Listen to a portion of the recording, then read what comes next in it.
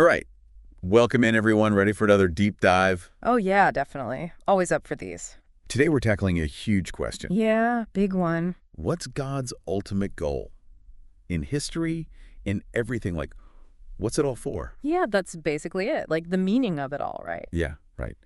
And we've got some really fascinating material here that looks at this whole thing from a theological angle. Right. And I think, whether you've thought about this deeply before, if you're just kind of wondering about, different ways of understanding the world, I think there's some really compelling ideas here. Definitely. I think there are. Yeah. This is good stuff. So basically, we're going to be kind of pulling out the main argument from this text about God's, primary aim throughout history. And then we're going to see how that kind of shapes our understanding of some, key aspects of the Christian faith. Yeah, the implications. Yeah, implications, exactly. So we'll be looking at worship, the role of prayer, even why suffering might fit into the picture. Oh, yeah, that's a big one. Yeah, and then this really crucial idea about knowing Christ. Okay, so let's just jump right in. Yeah, let's go. The central idea here is that God's ultimate goal in everything, from the beginning of time to the very end, is to uphold and showcase his glory. Okay.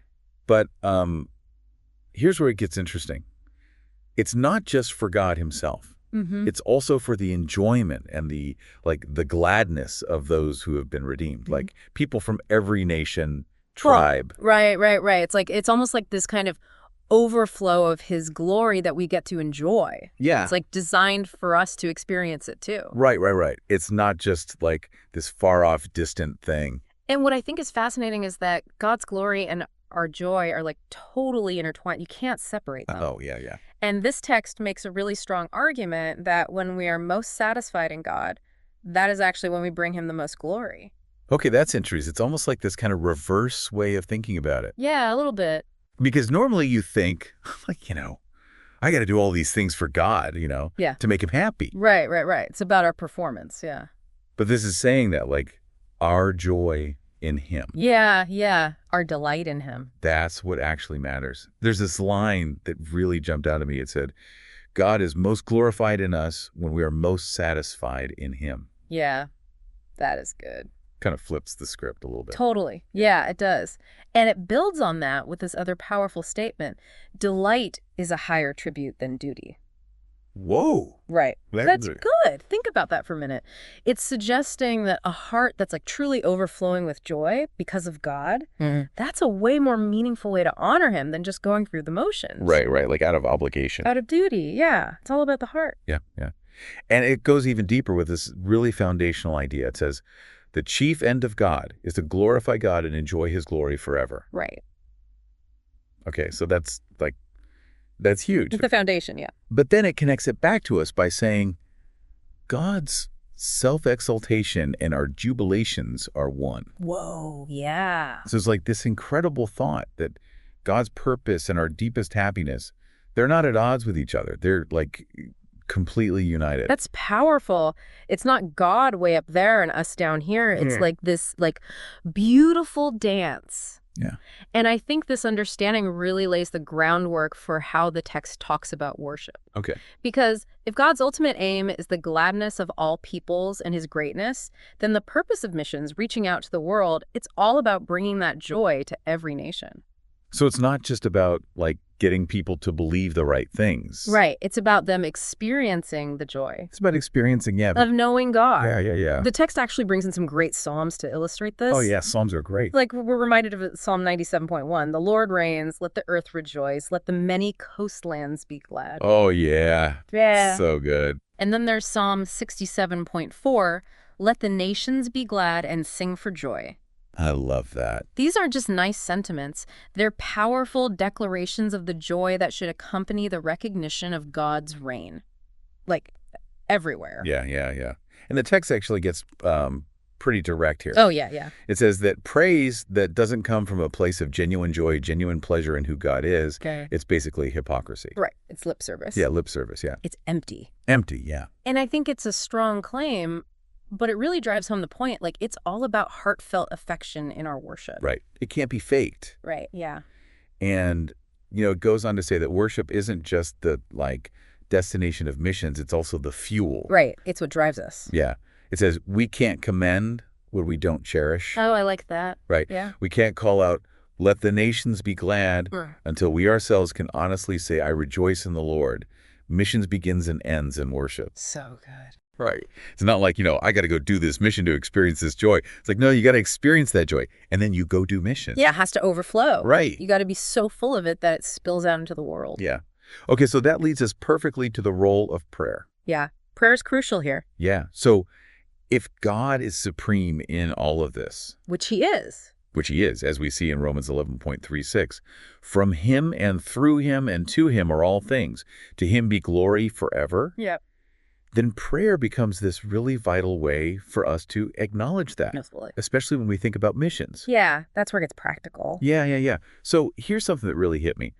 The text actually links God-giving power with him receiving glory. Interesting. It's like it quotes 1 Peter 4:11, quote, serve by the strength that God supplies, in order that in everything God may be glorified through Jesus Christ. So almost like serving and working in his name is designed to showcase his power. And therefore his glory, right? Right. So it's not about our strength. Yeah. It's about him working through us. Yeah. And that's precisely where prayer comes in. Right. It's presented as God's chosen way to show that success in missions, any real progress, ultimately comes from him. So we're totally dependent on him. Yeah. We're not the heroes of the story. No. He is. It even quotes Proverbs 21:31. Quote, the horse is made ready for the day of battle, but the victory belongs to the Lord. So good. Right. So prayer is how we acknowledge that. It's like waving the white flag of surrender, saying, God, we need you. Yeah. And it's also described as God's means of bringing both grace to the world and glory to himself. Right. So they go hand in hand. Grace Yeah. flows out. Glory comes back. Yeah, like think about Psalm 50:15. It says, call upon me in the day of trouble. I will deliver you, and you shall glorify me. Yeah, there it is again. Right. It's like this direct line between our need, God's provision, and then the glory that he receives. Like a beautiful cycle. Yeah. And John 14:13 really highlights how this happens through Jesus. Yeah. It says, whatever you ask in my name, this I will do, that the Father may be glorified in the Son. Right. So Jesus is at the center. Yeah. He's the way. Yeah. And the text puts it in a way that really made me stop and think. It says, prayer puts God in the place of the all-sufficient benefactor and puts us in the place of needy beneficiaries. So it makes it super clear that he's the one providing. Yeah. And we're receiving. Right. We're not self-sufficient. No. We need him. Yeah. And it's like, it's a win-win because as John 16:24 says, ask and you will receive, that your joy may be full. That's the goal. Yeah. So the purpose of prayer is twofold. It brings fame to the Father and it brings fullness of joy to us. Right. Both are important. Yeah. All right. So now the discussion takes a bit of a turn towards a more challenging topic, suffering. Yeah, this is always a tough one. Yeah, it's hard to understand. But the text argues that even suffering has a role to play in displaying God's glory. Okay. How so? Well, it starts by presenting God as the ultimate source of our satisfaction, something even more valuable than life itself. And it points to Psalm 63:3, which says, steadfast love is better than life. Right. So God's love is the ultimate treasure. Yeah. And the argument is that the value we place on God becomes most evident when we're willing to give up things. Even our lives. Even our lives. So him. Yeah, for him. Because of our love for him. It's like the greater the sacrifice we're willing to make, the more we're actually demonstrating how much he's worth. So it's not about seeking suffering. No. It's about understanding what's truly valuable. Exactly. And the text points to several instances in Scripture where followers are called to this, like when Jesus tells his disciples to take up their cross. Right. That's in Mark chapter 8. Yeah. Or the reminder in John 15 that just as Jesus was persecuted, we should expect the same. It's part of the package. Yeah.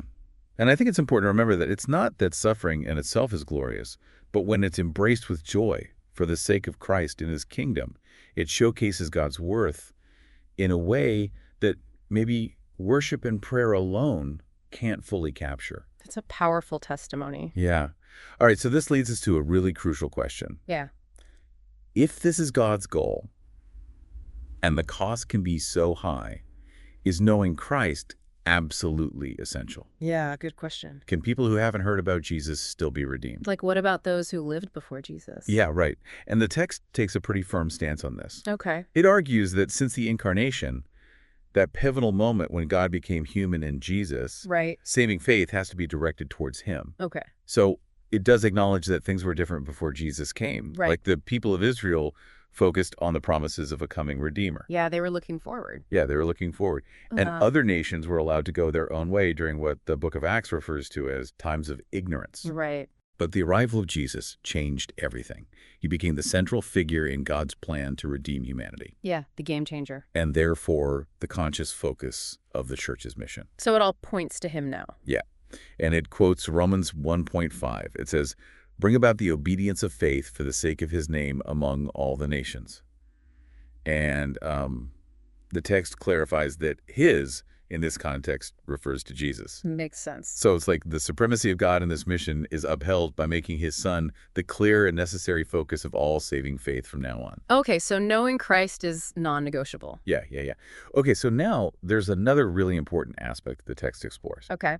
What's that? It asks about the focus of missions. Should the main priority be on maximizing the number of individual conversions? Or is there a broader goal of reaching every distinct people group? Interesting. So is it about quantity or something more? Yeah. And the argument here is that God's call to missions isn't just about individual salvation numbers. It's also about reaching every distinct people group. Like every tribe, tongue, and nation. Yeah, exactly. With the message about Christ. So it's about representation from every corner of the world. Yeah. That's really cool. Right. It's about calling out a people for himself from every nation. So God's building a diverse family. Exactly. That's awesome. And it suggests that reaching all these people groups might actually lead to the greatest number of individuals in the long run. But ultimately, that's up to God. Yeah. Our responsibility is to follow his way, which includes this focus on distinct people groups. Makes sense. So it's not just about numbers, it's about obedience. Yeah. And there's a compelling reason for this. The praise that will ascend to God from the incredible diversity of nations. Oh, wow. With their own unique, cultural expressions, it'll be so much richer and more profound than if it all came from just a few similar backgrounds. Yeah, it's like a tapestry, a beautiful tapestry of praise. Right. From all over the world. It highlights God's universal worth being recognized by this vast array of humanity. And it also challenges any sense of cultural superiority. Oh, yeah. That's huge. We're all on level ground at the foot of the cross. Right.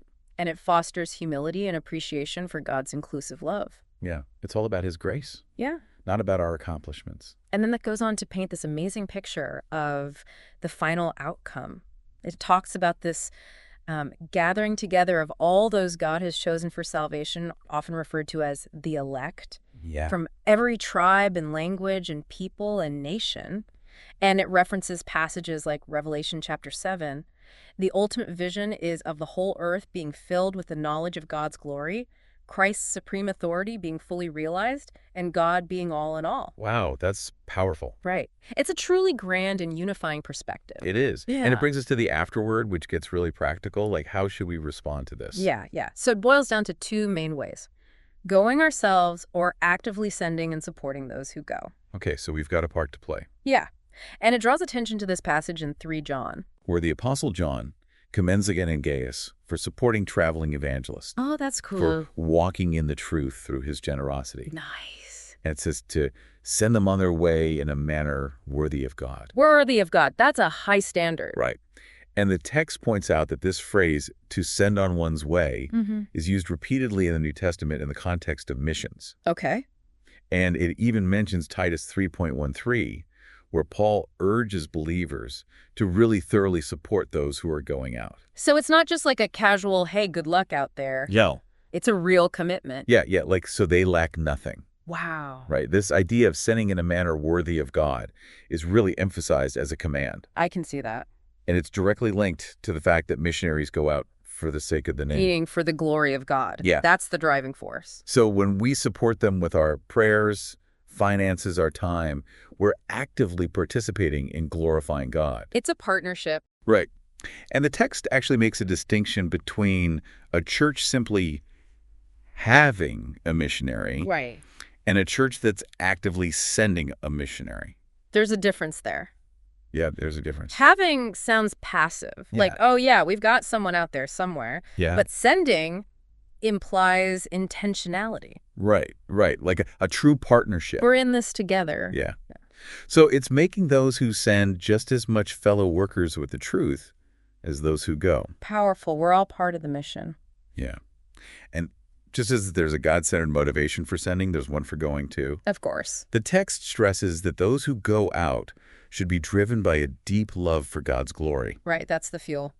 and a desire to see his name honored among the nations, not for personal gain or even primarily for humanitarian reasons.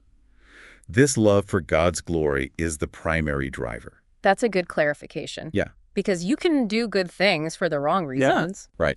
Ultimately, the central issue is whether we're engaging in missions for the sake of God's glory and the advancement of his kingdom, whether we go ourselves or we support those who do. So motivation matters. Yeah. A lot. And then it introduces this concept of a world Christian, Okay, what's that? someone who's so deeply moved by God's global purpose that they intentionally align their life with his mission. Seems like someone with a global vision. Yeah, to fill the earth with his glory. They see the big picture. Yeah. And the core desire, the burning prayer of this world Christian is expressed in Psalm 67.3. It says, "Let the peoples praise you, O God. Let all the peoples praise you." Beautiful. That's the heartbeat of the mission right there. Yeah, this unifying call to global worship. That's what it's all about. So whether we're going or sending, the aim is that all nations might find their joy in God. So to sum it all up, the main point from this deep dive is that God's ultimate goal in all of history is the display of his glory. And this is totally connected to the joy and satisfaction of a diverse multitude of redeemed people. From all over the world. Exactly. It's this incredible global tapestry of praise. Yeah. And we've seen how so many aspects of our faith, our worship, prayers, even suffering, play a role in this mission.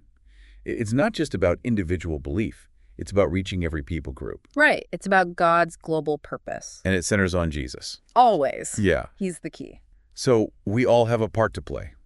Whether we go or send, we're all involved. Yeah, it's a team effort. Here's a final thought for you to consider. Where do you see yourself fitting into this? You're being called to go. Maybe across the street, maybe across the globe. Yeah. In a way that truly reflects the worth of God. Yeah, good question.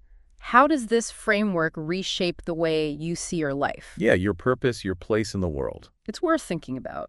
Thanks for joining us for this deep dive. It's been a good one. Until next time. See you then. Bye.